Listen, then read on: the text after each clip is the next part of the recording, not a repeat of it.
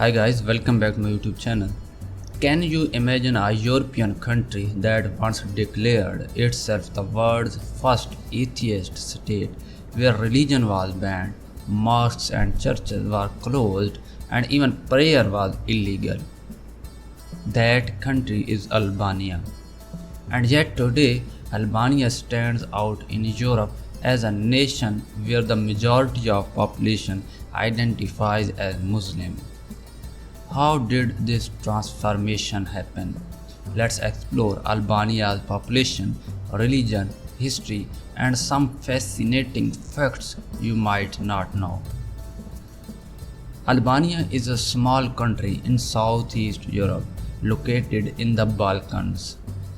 Its population today is around 2.7 million people, with most living in urban areas. What makes Albania truly unique is its religious landscape. In 1967, under the communist dictator Enver Hoxha, Albania was declared the world's first officially atheist state.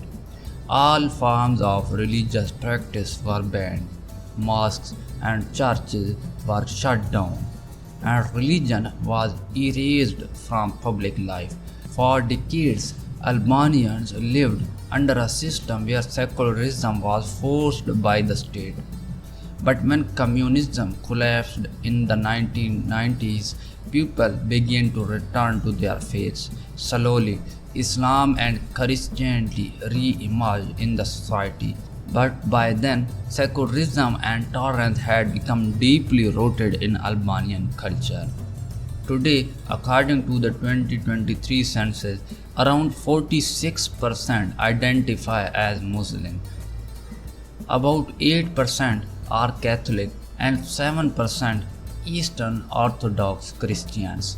Nearly 13% believe in God but without belonging to any religion. Around 3 to 4% identify as atheists.